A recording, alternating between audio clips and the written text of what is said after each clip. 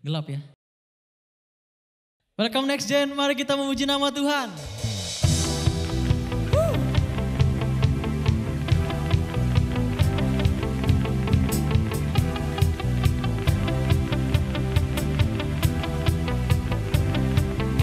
We got a new life in the light of your love, called by name to the Savior of all. We got a new song, generation will sing. Oh, oh, oh, oh, oh.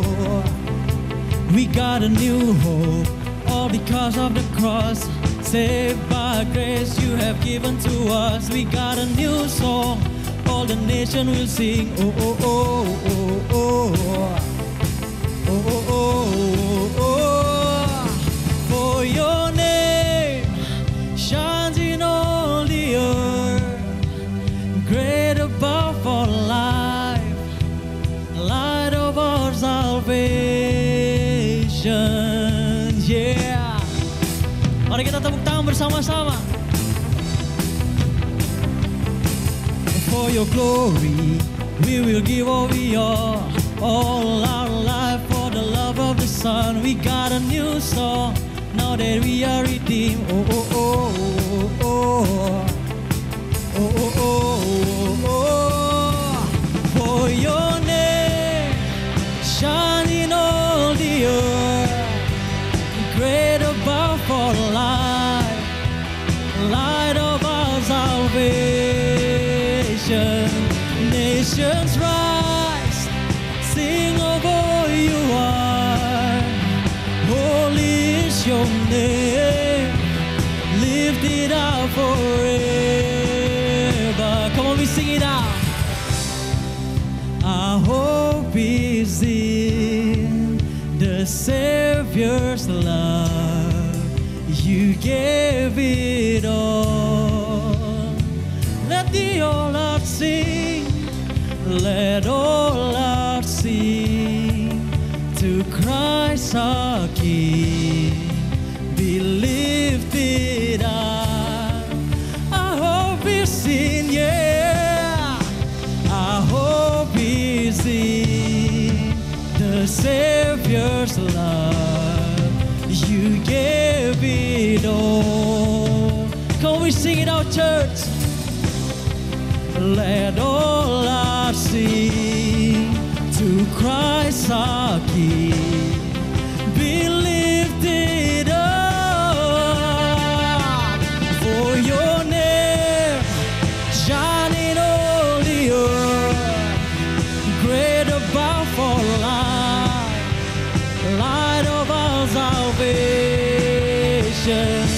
Nations rise, sing for all you are. Glory is your name, lifted up forever. Can we sing it up for your name? For your name shines in all the earth, great above all life, light of our salvations. Nations rise, sing of all you are. Holy is your name, lifted up forever. Yeah.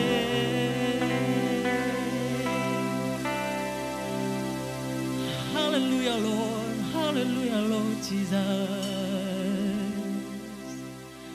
Ini kami Tuhan, next gen-Mu Tuhan pada hari ini. Datang untuk menyembah-Mu Tuhan.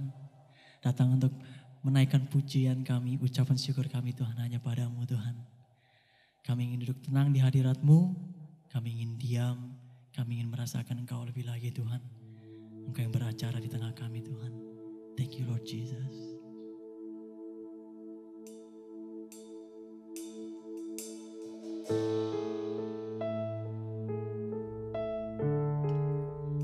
Kemanakah kami dapat pergi Tuhan?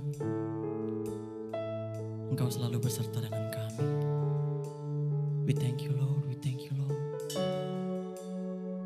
Kau Allah yang dekat, You Immanuel Lord.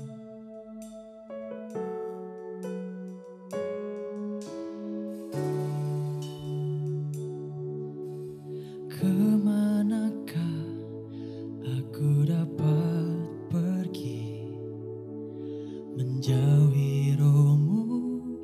Tuhan. Ku berlari mendaki ke langit, namun Engkau ada di sana. Aku terbang dengan sayap fajar, diam di ujung bumi, namun tanganmu menuntunku selalu, bawaku mendekat padamu. Engkau Tuhan Allah Maha Tahu, betapa dahsyatnya kuasa-Mu, hadirat-Mu kini penuhiku, bawaku mendekat padamu. Mari kita naikkan sebagai doa kita next gen. Kemanakah aku dapat pergi menjauhi Roh-Mu Tuhan? Ku berlari mendaki ke langit, namun Engkau ada di sana. Aku terbang dengan sayap fajar, diam di ujung bumi, namun tangan-Mu menuntunku selalu, bawaku mendekat padamu.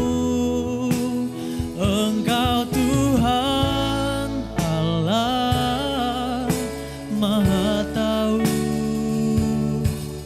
betapa dahsyatnya kuasa-Mu, hadirat-Mu kini penuhiku, bawaku mendekat padamu.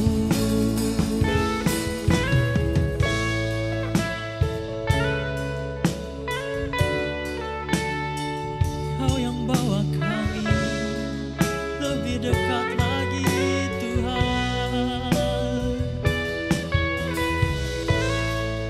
Ini kerinduan kami.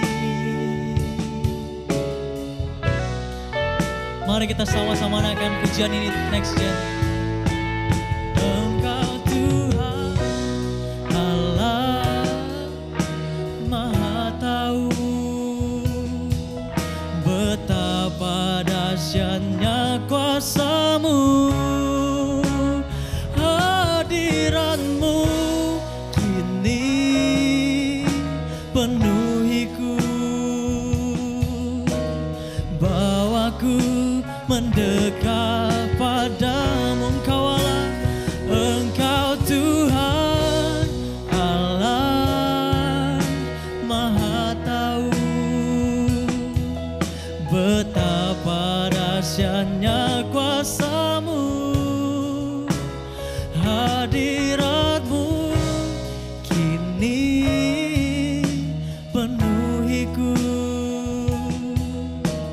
bawaku mendekat padamu,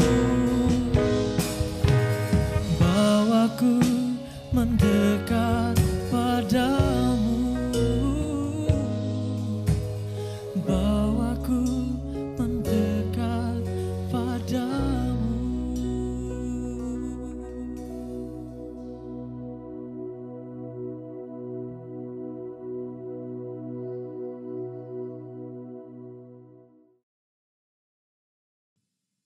Oke, mari kita berdoa.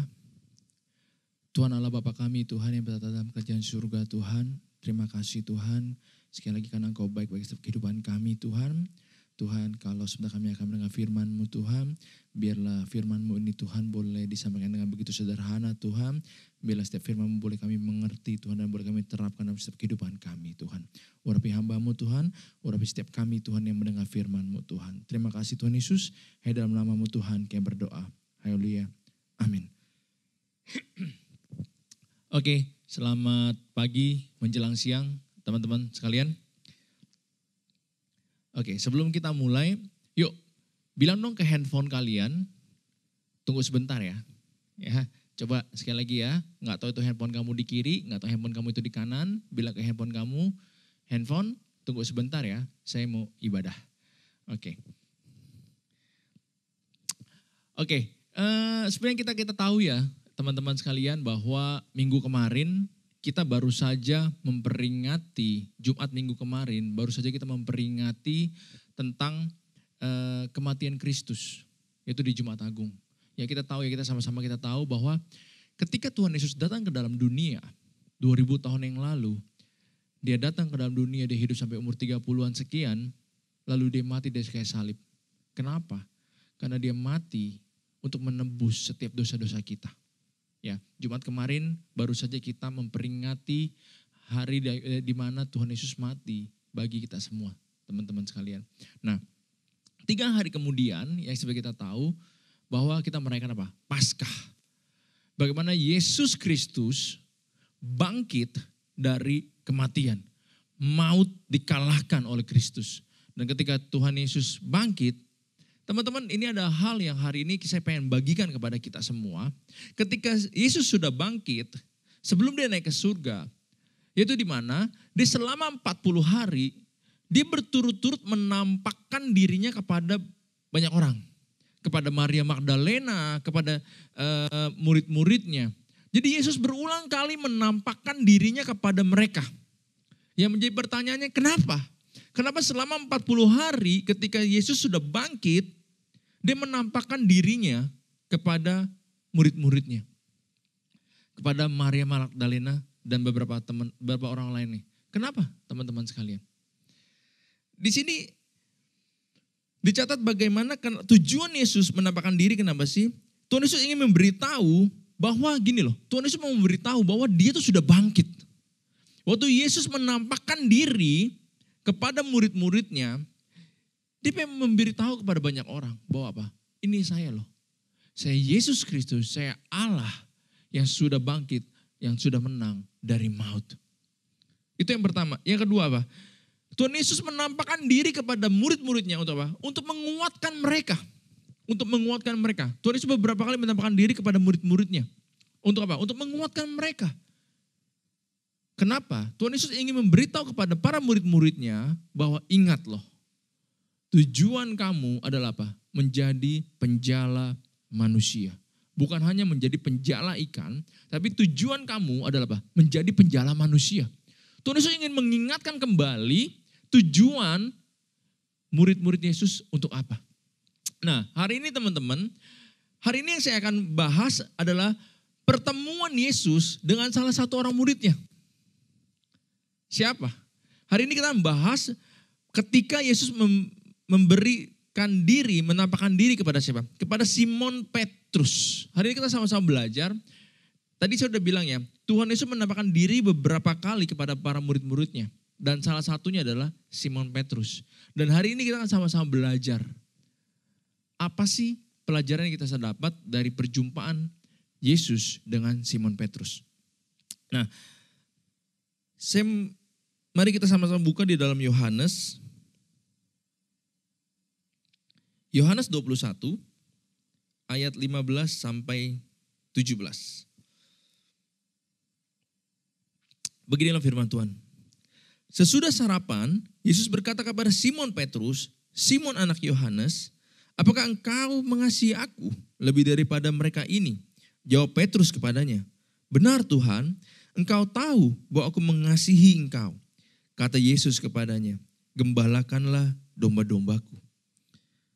Kata Yesus pula kepadanya untuk kedua kalinya, Simon anak Yohanes, apakah engkau mengasihi aku?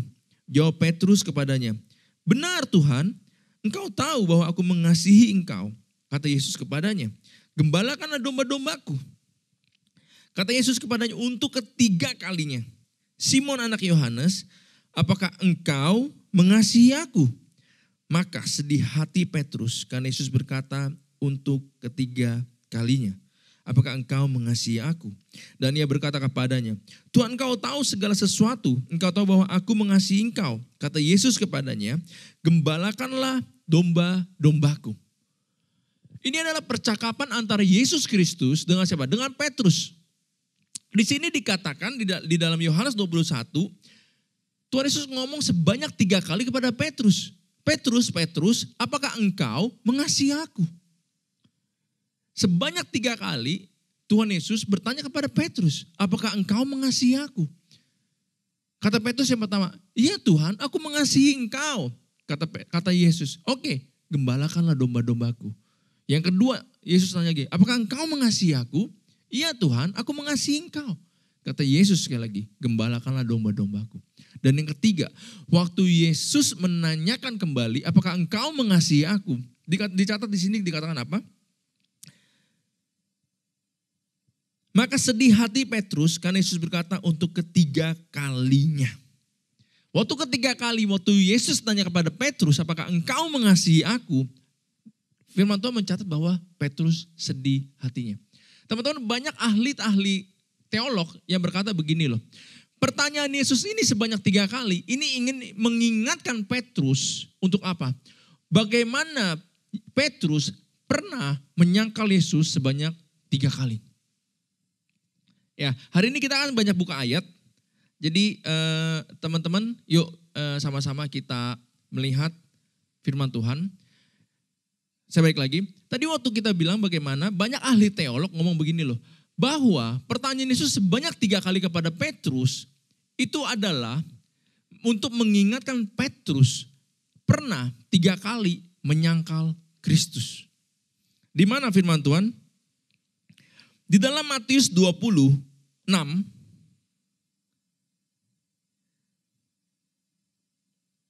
ayat 30 sampai 35. Nah, disinilah perikop bagaimana Petrus pernah menyangkal Yesus. Ayat 30, Matius 26. Sesudah menyanyikan nyanyian pujian, pergilah Yesus dan murid-muridnya ke Bukit Zaitun. Maka berkatalah Yesus kepada mereka, malam ini kamu semua akan tergoncang imanmu karena aku. Sebab ada tertulis, aku akan membunuh gembala dan kawanan domba itu akan tercerai berai. Akan tetapi sesudah aku bangkit, aku akan mendahului kamu ke Galilea. Petrus menjawabnya, biarpun mereka semua tergoncang imannya karena engkau, aku sekali-kali tidak. Yesus berkata kepadanya, aku berkata kepadamu, sesungguhnya malam ini sebelum ayam berkokok, engkau telah menyangkal aku 3 kali. Kata Petrus kepadanya, sekalipun aku harus mati bersama-sama engkau, aku tak akan menyangkal engkau. Semua murid yang lain pun berkata demikian juga. Di sini adalah percakapan bagaimana sekali lagi kita melihat percakapan antara Kristus, Yesus dengan siapa? Dengan Petrus. Tuhan ngomong, Petrus ngomong, Tuhan, sesekalipun aku tidak akan pernah meninggalkan engkau. Sesekalipun aku tidak akan menyangkal engkau. Malah Petrus ngomong kayak gini di ayat 35. Sekalipun aku harus mati bersama-sama engkau, aku tak akan menyangkal engkau. Bayangin. Bagaimana kita tahu Petrus adalah orang, di sini kalau kita lihat nih ya, Petrus itu adalah orang yang begitu sombong. Wah, dia kayaknya pedenya luar biasa. Tenang Tuhan, kalau orang lain boleh meninggalkan engkau, aku tidak akan meninggalkan engkau. Walaupun aku bakal mati, aku gak akan meninggalkan engkau. Tapi Tuhan ngomong, Petrus, kamu tahu gak sih, sebelum ayam berkokok 3 kali, kamu akan mana? Kamu akan menyangkal aku. Peristiwa inilah yang membuat Yesus bertanya 3 kali kepada Petrus. Petrus, apakah engkau mengasihi aku? Di dalam Matius 26 ayat 69 sampai 75 teman-teman. Inilah Waktu tadi kita baca di Matius 26 ayat 30 sampai 35, kan Petrus ngomong, Tuhan, aku gak akan menyangkal engkau, sekalipun gak akan. Oke. Nah, di pasal yang sama, di ayat 69 sampai 75, perikopnya gini, Petrus menyangkal Yesus. Sementara itu Petrus duduk di luar di halaman, maka datanglah seorang hamba perempuan kepadanya, katanya, engkau juga selalu bersama dengan Yesus, orang Galilea itu. Tetapi ia menyangkalnya di depan semua orang.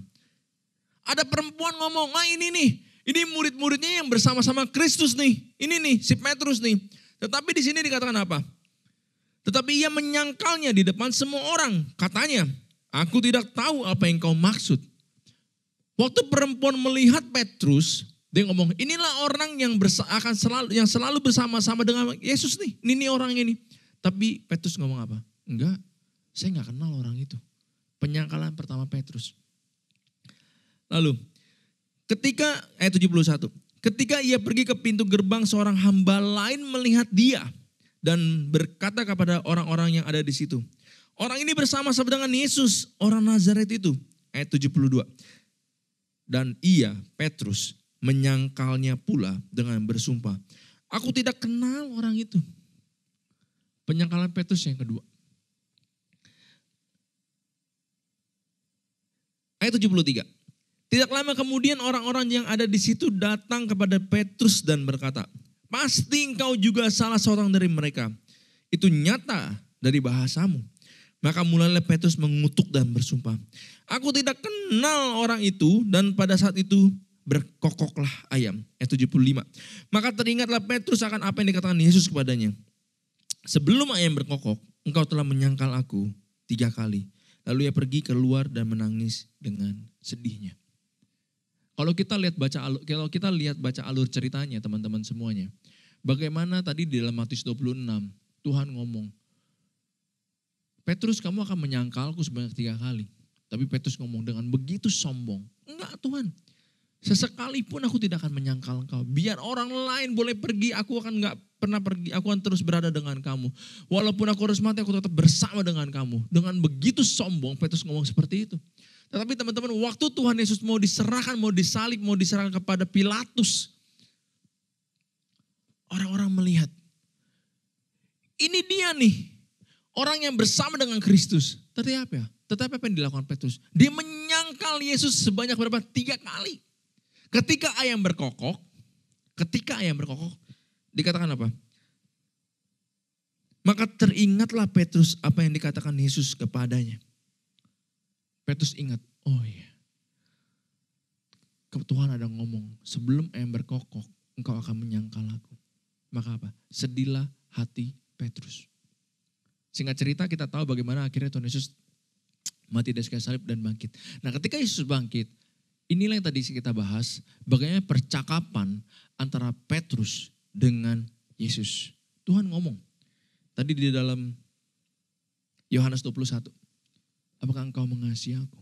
Gembalakanlah domba-dombaku. Teman-teman, hari ini saya pengen katakan apa? Kita tahu ya, bagaimana Petrus adalah orang yang berdosa. Petrus adalah orang yang sesumbar. Petrus adalah orang yang begitu sombong, kita tahu semuanya. Tetapi apa? Tuhan masih mau pakai dia. Dengan begitu keterbatasan Petrus, dengan penuh keberdosaan Petrus, dengan penuh kesombongan Petrus waktu Petrus ngomong, Tuhan, saya akan menyangkal engkau. Tetapi waktu Tuhan Yesus disalib, semuanya tercerai-berai. Tetapi ketika Yesus bangkit, dia menampakkan diri kepada Petrus. Ada hal yang saya mau kasih tahu kepada teman-teman semua di sini. Siapa Petrus? Petrus adalah orang yang berdosa. Petrus adalah orang pengecut pada saat itu. Tetapi apa? Tuhan mau pakai.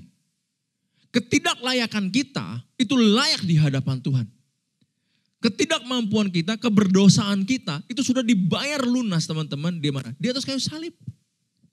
Ketika Yesus mati di atas kayu salib, Tuhan sudah membayar kita dengan lunas. Hari ini teman-teman, seberapa kita selalu bilang ke dalam diri kita, Tuhan, aku ini gak layak. Tuhan, aku ini orang yang penuh keberdosaan. Tuhan, saya gak layak Tuhan untuk melayani engkau. Saya gak layak Tuhan. Saya ini orang berdosa. Tuhan, aduh saya kok gak punya apa-apa. Saya gak punya kemampuan apa-apa. Tuhan, saya gak bisa. Teman-teman ingat, Petrus orang yang tidak berlayak, tapi Tuhan layakkan. Dan Tuhan ngomong, Petrus apakah engkau mengasihi aku? Yang menjadi pertanyaannya teman-teman hari ini, apakah kita benar-benar mengasihi Kristus? Waktu Yesus ngomong, Petrus, apakah engkau benar-benar mengasihi aku? Teman-teman tahu, ada satu titik pernah di mana saya merasa juga seperti itu. Saya merasa diri saya itu nggak layak. Ada satu ketika saya nggak berani menghampiri Yesus, berdoa aja saya nggak berani. Saya merasa diri saya malu. Mau baca Alkitab aja saya merasa saya malu. Karena kenapa? Karena begitu keberdosaan saya, maka apa? Saya nggak berani menghampiri Kristus. Tetapi saya tahu benar Tuhan ngomong, engkau sudah dilayakkan. Engkau sudah dilayakkan. Dan dosamu telah dibayar lunas di atas kayu salib. Waktu Tuhan di atas kayu salib dia bilang apa? Ini semua apa? Finish. Sudah selesai teman-teman. Dan hari ini saya mau kasih tahu ke teman-teman semua. Ketidaklayakan kita. Hari ini kalau teman-teman merasa saya nggak layak, saya nggak mampu, saya nggak bisa apa-apa, saya nggak ini, saya itu, apapun itu. Ada kabar baik. Teman-teman, bahwa apa? Kristus telah mati untuk kita. Dan Tuhan telah melayakkan kita.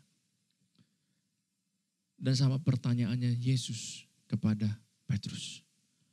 Apakah engkau mengasihi aku? Seberapa jauh teman-teman kita mengasihi Kristus? Kalau kita bilang kita gak layak, ya oke, Tuhan sudah layakkan.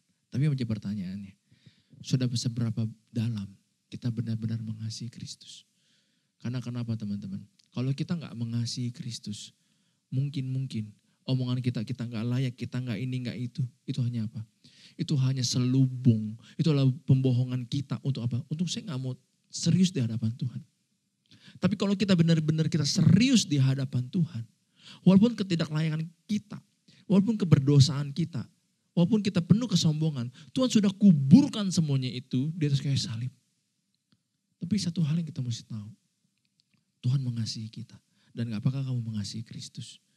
Banyak orang itu pakai alasan-alasan sedemikian rupa untuk gak melayani Kristus, untuk gak ke gereja. Kayaknya alasannya tuh masuk akal. Aduh kayaknya saya gak bisa berbuat apa-apa nih. Saya kayak penuh berdosa nih, makanya saya gak bisa melayani Tuhan. Apakah, teman-teman saya mau kasih tahu, apakah itu adalah pembohongan kita untuk kita gak mau serius dalam hadapan Tuhan? Kenapa? Teman-teman kalau teman-teman tahu, pernah gak sih baca firman Tuhan yang tentang ilustrasi anak yang hilang? Di dalam Lukas 15 ayat 11.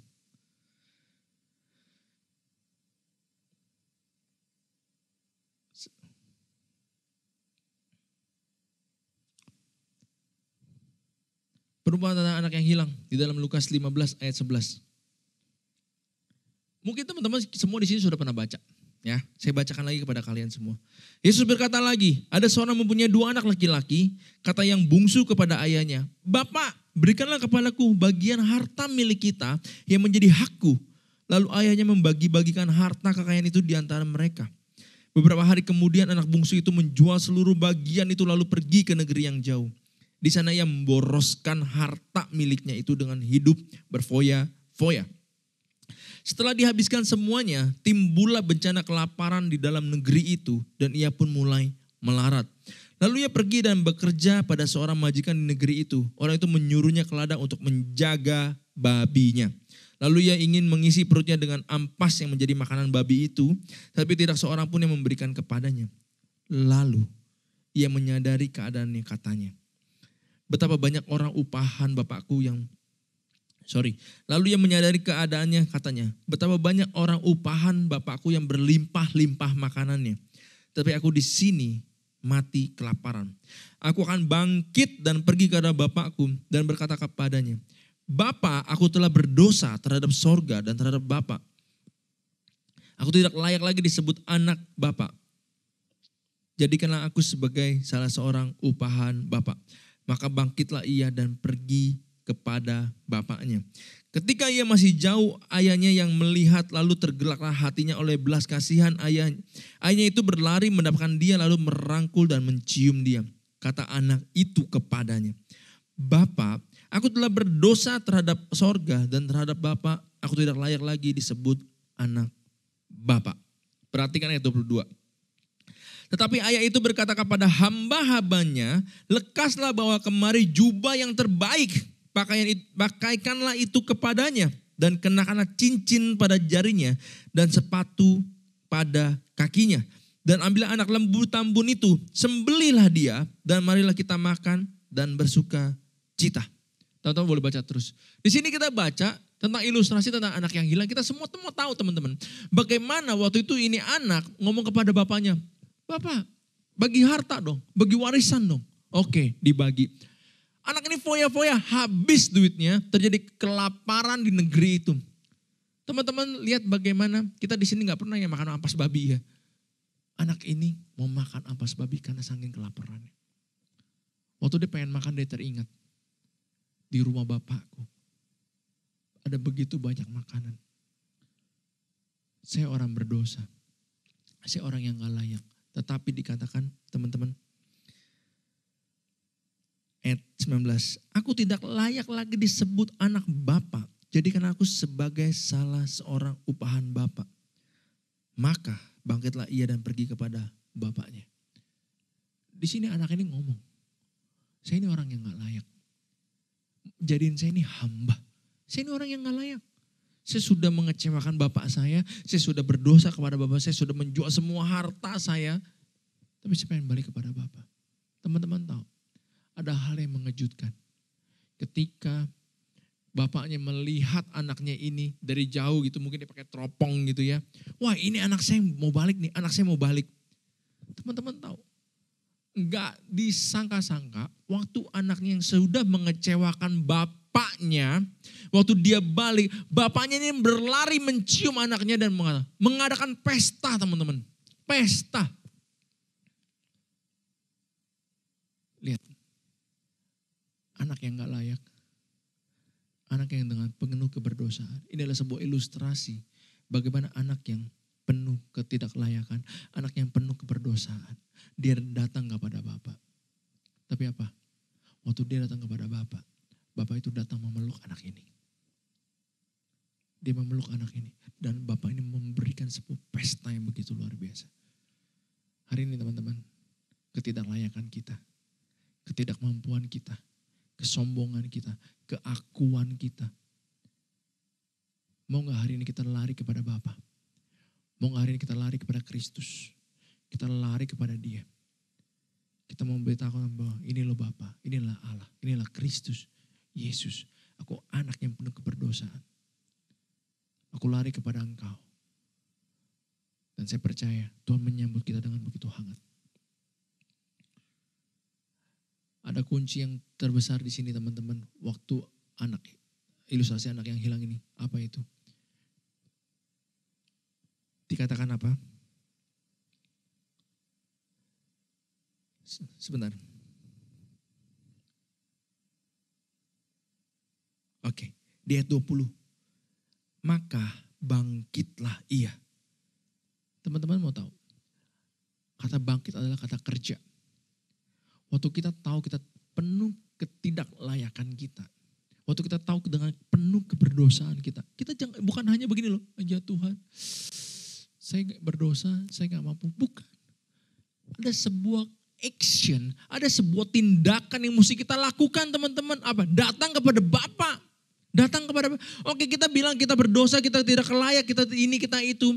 Tapi Tuhan mau kita apa? Action teman-teman. Datang kepada Bapa. Untuk apa? Minta Tuhan layakan. Nah hari ini teman-teman, sekali lagi, minggu lalu kita baru saja memperingati. Kita baru saja merefleksikan kembali bagaimana Yesus Kristus mati di kayu salib. Kita orang yang berdosa, Tuhan bilang sudah selesai. Dan pertanyaan ini Yesus kepada Petrus. Petrus, apakah engkau mengasihi aku? Dan hari ini teman-teman, pertanyaan ini juga buat kita semua. Hari ini, seberapa kita benar-benar mengasihi Kristus? Apakah Kristus menjadi yang utama dan terutama dalam setiap kehidupan kita. Dan hari ini ketika kita bilang kita penuh keberdosaan, percayalah Tuhan Allah yang setia, yang penuh kasih sayang, sanggup menghapuskan setiap dosa kita. Tapi ingat teman-teman, kita mesti datang kepada Bapa. Kita ngomong sama Tuhan, Tuhan saya penuh dengan ketidaklayakan. Ampuni saya Tuhan. Dan hari ini, mari kita sama-sama belajar untuk apa? Untuk mencintai Kristus teman-teman. Untuk mencintai Kristus. Karena kenapa? Kita gak bisa hidup di luar Kristus. Saya mau kasih tahu.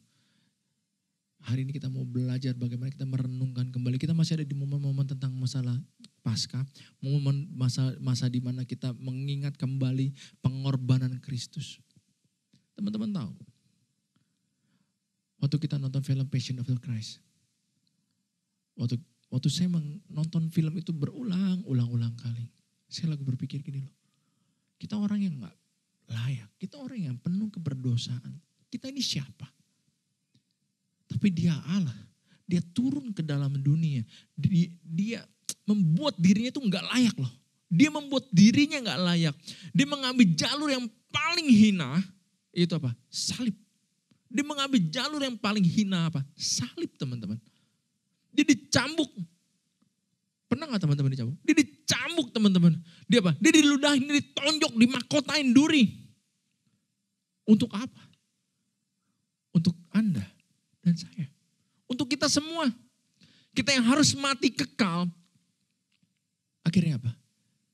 Kita boleh hidup bersama-sama dengan Bapa. Pastor Agus ngomong kemarin apa? Ada pendamaian. Salib itu melakukan pendamaian antara kita dengan Bapa. Bayangin teman-teman. Ya, hari ini kita sama-sama merenungkan kembali kasih pengorbanan Kristus bagi setiap kehidupan kita. Hari ini yang kita merasa diri kita minder, kita gak layak. Ingat teman-teman, kamu layak dan berharga di matanya Tuhan. Ada amin? Tuhan Yesus berkati. Mari kita berdoa. Tuhan Allah Bapa kami dalam kerajaan surga Tuhan. Hamba-Mu selesai berbicara Tuhan. Hamba mengucap syukur Tuhan atas firman-Mu Tuhan. Tuhan kiranya Tuhan pada hari ini Tuhan hamba-Mu berdoa Tuhan. Apa setiap firman yang hamba-Mu sampaikan Tuhan. Ajar setiap kami Tuhan.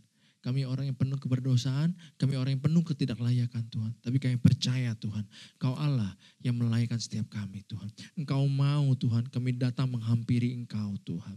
Terima kasih Tuhan, ajar kami Tuhan untuk selalu mencintai salib-Mu Tuhan. Untuk selalu menghargai pengorbanan-Mu di atas salib Tuhan. Dan sehingga kami boleh bilang dosa itu jijik bagi kami Tuhan. Karena kami tahu Tuhan Engkau telah membayar itu dengan harga yang begitu mahal. Terima kasih Yesus, terima kasih Kristus. Hamba-Mu selesai berbicara, biarlah firman-Mu ini Tuhan boleh terus dimateraikan dalam setiap hati dan hidup kami. Dalam nama-Mu Tuhan Yesus kami berdoa, amin. God bless. Tuhan Yesus berkati. Selamat siang.